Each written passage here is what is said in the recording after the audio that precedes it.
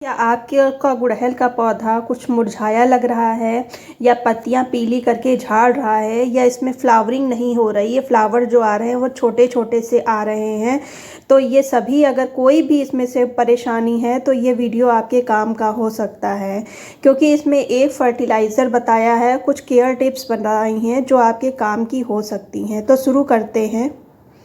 साल में 2-3 मंथ ऐसे होते हैं जिसमें गुड़हल को बहुत ही ज़्यादा कष्ट होता है। एक तो जनवरी मंथ है, गर्मियों का जो मई जून होता है उसमें प्लांट्स को बहुत ही ज़्यादा कष्ट होता है, खासकर हाइब्रिड हिबिस्कस को। तो जनवरी इस समय चल रही है और इस समय ना ही धूप निकल रही है और रात में कोहरा तो पड़ता ही है, साथ ही साथ दिन में भी धुंध छाई रहती है।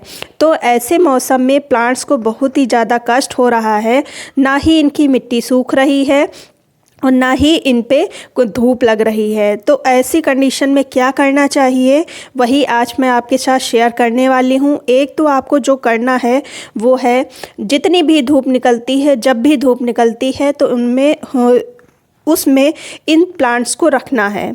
दूसरा, पानी का बहुत ही ज़्यादा सावधानी से यूज़ करना है। जब पत्तियां इसकी लटक जाएं, 1-2 इंच तक मिट्टी ड्राई हो जाए तभी पानी डालना है। साथ ही साथ जो फ्लावर फेड हो रहे हैं, पत्तियां पीली हो रही हैं, उनको रेगुलर हटाते जाएं, वरना मिट्टी में पड़ के फंगस क्रिएट ये करती हैं।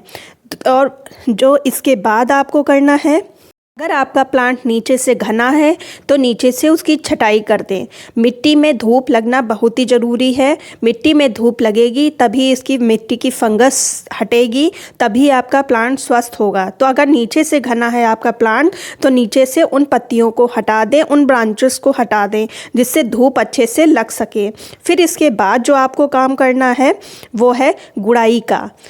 गुड़ाई कर लीजिए, 1-2 इंच तक अच्छे से गुड़ाई करने के बाद इसको 2 दिन तक छोड़ना है, जिससे कि मिट्टी अच्छे से ड्राई हो जाए, क्योंकि रेगुलर सर्दियों में मिट्टी गीली बनी रहती है, जिसके कारण फंगस वगैरह लग जाती है। तो अगर गुड़ाई करेंगे और इसमें धूप लगेगी तो वो सभी जो फंगस है वो किल होगी। तो 1-2 इंच तक गुड़ाई करें। और अगर इस प्रोसेस में थोड़ी बहुत अगर इसकी रूट कटती है तो कटने दें, उससे कोई फ़र्क नहीं पड़ने वाला है। और फ़िलहाल अभी इसकी रूट ट्रिमिंग नहीं करनी है, बस गुड़ाई में जितनी रूट कट होती है बस उतनी ही करनी है। बहुत अच्छे से गुड़ाई करके मिट्टी ऊपर चढ़ा देंगे और किनारे किनारे से धूप लगने देंगे अच्छे से। और कम से कम 2-3 दिन तक इसको ऐसे ही छोड़ेंगे। धूप निकलती है तो ठीक, नहीं निकलती है तो ठीक। अब कौन सा फर्टिलाइज़र डालेंगे, तो ये देखिए, ये मैंने लिया है मिक्सर में, ये है सरसों की खली। सरसों की खली बहुत ही यूज़ की है, इसको हम ग्राइंड कर लेते हैं और ये देखिए पाउडर बन चुका है। अब हम इसको यूज़ करेंगे। तो ये देखिए, ये मैं आ चुकी हूँ छत पर और 2 दिन तक मैंने छोड़ा था इसको। और हालांकि धूप नहीं निकल रही थी तो मिट्टी उतनी अच्छी से नहीं सूखी है, लेकिन फिर भी थोड़ी बहुत तो ठीक ही हो गई है। फिर इसमें हम ये फर्टिलाइज़र डालेंगे और कितना डालना है ये भी मायने रखता है। ना ही आप अपने प्लांट में ज़्यादा फर्टिलाइज़र डालिए और ना ही कम डालिए। इतना भी कम नहीं डालना है कि प्लांट में बिल्कुल पता ही ना चले, और इतना भी नहीं डालना है कि ओवर फर्टिलाइज़र हो जाए। 12 इंच का पॉट है, उसमें मैंने 2 चम्मच भर के ये सरसों की खली डाली है। फिर जो दूसरी चीज़ आपको डालनी है वो है अधिकतर घरों में पाई जाने वाली राख। ये है लकड़ी की राख, और लकड़ी की राख जो है सर्दियों में बहुत ही यूज़फुल होती है, खासकर प्लांट्स के लिए। मैं आगे बताती हूँ कि इसमें सरसों की खली में इस सब में क्या क्या चीज़ पाई जाती है, जिसके कारण मैं इसको यूज़ कर रही हूँ। और ज़्यादा नहीं यूज़ करना, बस आधी ही चम्मच पर्याप्त होगी 12 इंच के पॉट में। फिर इसके बाद जो मैंने तीसरी चीज़ ली है वो भी बहुत ही ज़रूरी है और घर ही में पाई जाने वाली चीज़ है, वो है ये जो बनाना होते हैं उनके जो छिलके होते हैं, इसको मैंने बहुत अच्छे से सुखा लिया था। ये ड्राई फॉर्म में ग्राइंड किया हुआ पाउडर है। और मैंने एक चना पील के का जो पाउडर है उसको मैंने 2 चम्मच लिया है और इसको डालेंगे। फिर 1 चम्मच और हम डालेंगे, और मेरी जो स्पून है वो पूरी भरी नहीं है। 12 इंच के पॉट में आपको इतना डालना है। अब इसको डालने के बाद मिट्टी ऊपर से कवर कर देंगे। अब चलिए जान लेते हैं कि मैंने ये तीनों चीज़ें क्यों डाली हैं अपने प्लांट्स में। सरसों की खली की होती है तासीर गर्म, तो इस समय पड़ रही है ठंडक, तो सरसों की खली से जो तासीर निकलेगी उससे गुड़हल की जो जड़ें होती हैं उसमें थोड़ी सी गर्माहट जाएगी। फिर जो राख मैंने ली है उसमें कैल्शियम, पोटेशियम, आयरन आदि बहुत सारे ऐसे तत्व पाए जाते हैं और ख़ासकर फंगस को वो किल करती है। फिर जो तीसरी चीज़ मैंने ली है वो है बनाना पील का पाउडर फॉर्म। तो इसमें आप सभी जानते हैं पोटेशियम की बहुत अधिक मात्रा होती है जिससे फ्लावरिंग को बूस्ट मिलता है, तो इसलिए मैंने इसको लिया है। और तीनों चीज़ें मेरी ड्राई फॉर्म में है इसलिए मैंने इसको लिया है। इस मौसम में आपको बनाना पील का लिक्विड फर्टिलाइज़र बिल्कुल भी नहीं देना है। हो सकता है फंगस लगने का चांस हो अगर आप लिक्विड फर्टिलाइज़र देते हैं। फिर इसके बाद आपको एक स्प्रे और करना है, वो उसके लिए मैंने लिया है पानी। ये 1 गिलास पानी है और 1 चम्मच भर के ये है एप्सम साल्ट। एप्सम साल्ट मतलब मैग्नीशियम सल्फ़ेट। मैग्नीशियम सल्फ़ेट का आपको स्प्रे करना है। अगर आपके प्लांट में कोई भी और प्रॉब्लम है जैसे मिलीबग है या ब्लैक कलर के फिट्स हो जाते हैं वो सब लगा है तो आप इसमें नीम का तेल और मिक्स कर लें। हालांकि मेरे प्लांट्स में ऐसा कुछ नहीं है तो मैं सिर्फ एप्सम साल्ट को ही मिक्स कर रही हूँ पानी में।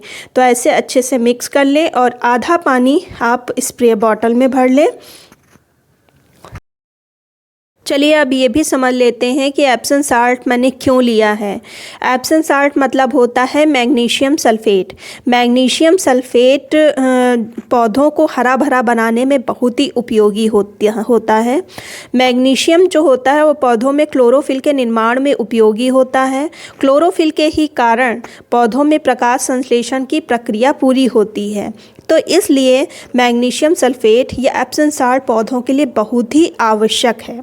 मैंने इसको 1 गिलास पानी में मिक्स किया था, इसको 2 पार्टों में डिवाइड किया है। एक तो स्प्रे बॉटल में आधा गिलास पानी भरा है और आधा गिलास जो पानी बचा है वो मैंने अलग रखा है। पहले तो मैं इस पर पत्तों पर अच्छे से स्प्रे कर दूंगी और सिर्फ ऊपर पत्तों पर ही नहीं करना है, पत्तों के नीचे भी अच्छे से स्प्रे करना है, जिसके कारण ये मैग्नीशियम को अच्छे से अवशोषित कर सके और जो पत्तों में चमक है वो बढ़ सके। क्योंकि जो विंटर का सीज़न होता है उसमें पत्तों का जो कलर होता है वो डल हो जाता है, पत्ते मुरझाए से लगते हैं, तो उस पर अच्छे से स्प्रे कर दें पूरे ऊपर नीचे। और जितने भी आपके पास सब प्लांट हैं गुड़हल के, उनमें चाहे वो हाइब्रिड के हों चाहे वो देसी हों, आप सभी पर अच्छे से स्प्रे कर दें। इसका रिज़ल्ट साथ ही साथ अगर आपका कोई और प्लांट है जिसकी पत्तियां मुरझा रही हैं उसमें भी ये एप्सम साल्ट का आप स्प्रे कर सकते हैं, बहुत अच्छा रिज़ल्ट मिलेगा। फिर जो आधा गिलास पानी बचा के रखा था उसको मैंने मिट्टी में डाला है और बस हम इतना ही पानी डालेंगे क्योंकि मिट्टी मेरी पहले ही से उतनी अच्छी सूखी नहीं थी, तो बस मैंने इतना ही पानी डाल दिया। अब नेक्स्ट पानी जब हम डालेंगे तब मिट्टी बहुत अच्छे से सूखी होनी चाहिए, तभी हम पानी डालेंगे। अच्छे से चेक करके ऊपरी लेयर जब अच्छे से ड्राई हो तभी पानी डालना है, वरना पानी नहीं डालना है। जब इसके पत्ते अच्छे से लटक जाएं तभी सर्दियों में पानी डालिए। ये सब केयर टिप्स अपने गुड़हल पर अपनाइए, आपका भी गुड़हल बहुत ही अच्छी कंडीशन में आ जाएगा और फरवरी में अच्छे से फ्लावरिंग भी स्टार्ट कर देगा और नई ग्रोथ भी स्टार्ट कर देगा। तो आई होप मैंने सब कुछ बताया है, सब कुछ क्लियर किया है, लेकिन फिर भी अगर कुछ कन्फ्यूज़न है, नहीं समझ में आ रहा है तो आपको कमेंट करके पूछ सकते हैं, मैं आंसर ज़रूर दूँगी। उम्मीद करती हूँ वीडियो अच्छा लगा होगा। अगर अच्छा लगा है तो लाइक कर दीजिए, सब्सक्राइब कर लीजिए। मिलते हैं फिर किसी वीडियो में नई जानकारी के साथ, तब तक की गुड बाय।